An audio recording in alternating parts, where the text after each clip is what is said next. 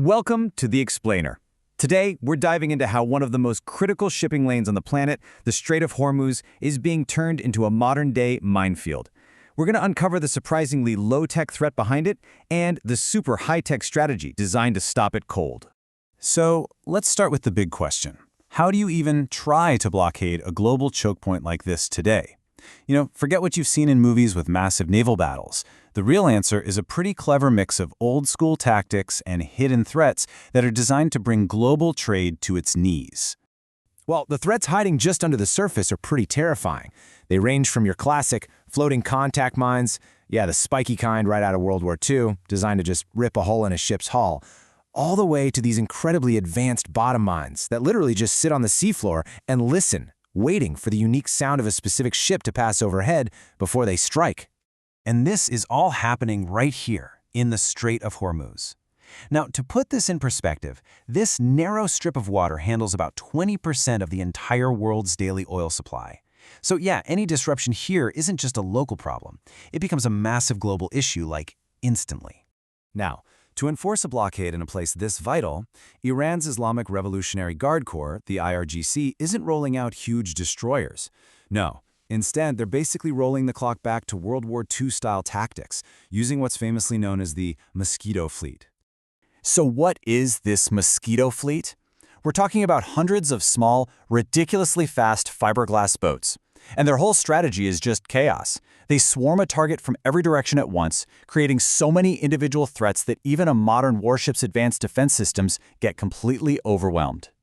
And their method for laying mines? It is shockingly low-tech. They're trying to create a dead zone blockade by simply strapping these massive anti-ship mines to the deck, speeding out to a set of coordinates, and then the crew literally just shoves the explosives off the back into the water. It's a classic hit and run, and it's brutally effective because of how simple it is. And the potential scale of this threat, it's just staggering.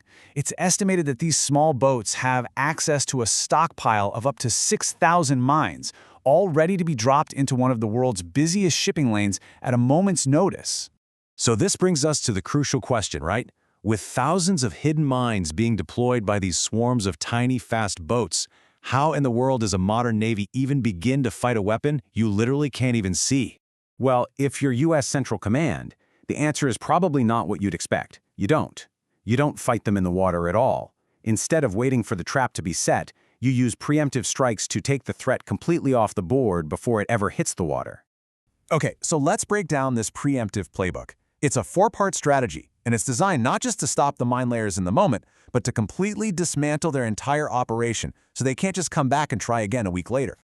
All right, first up is what's called Preemptive Denial, basically destroying the enemy's ability to attack before they can even use it.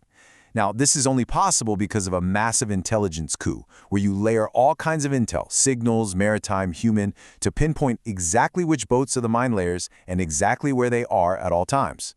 The tactical play here is just brilliant. You take out the mine-laying ships while they're sitting ducks at the dock, which is way easier than chasing them on the open ocean, and you combine that with a dual-target doctrine. You hit the boats, and at the same time, you completely level the facilities where the mines are being stored. It's a devastating 1-2 punch. And the results? Well, they're incredibly effective. Just look at this battle footage. The source material says it all. Here are the mine-laying vessels getting hit by Hellfire missiles, long before they ever get the chance to pose a threat. In just one series of strikes, 16 of these dedicated mine-laying vessels were completely destroyed. They were taken out before they could even leave port. That means the entire minefield threat was neutralized before it was even created. So what's the key piece of tech making all of this possible? It's this, the MQ-9 Reaper drone. It basically acts as the persistent eyes in the sky, using its advanced sensors to find, identify, and track these targets for the missile strike that's coming. And let's be clear, the technological advantage here is it's overwhelming. A Hellfire missile travels at over Mach 1. That's more than 10 times the top speed of one of these speedboats. For the boat crew, there is simply no outrunning what's coming for them. It's not even a fair fight. So how does it work so perfectly? Well, you can think of it like a high-tech game of tag.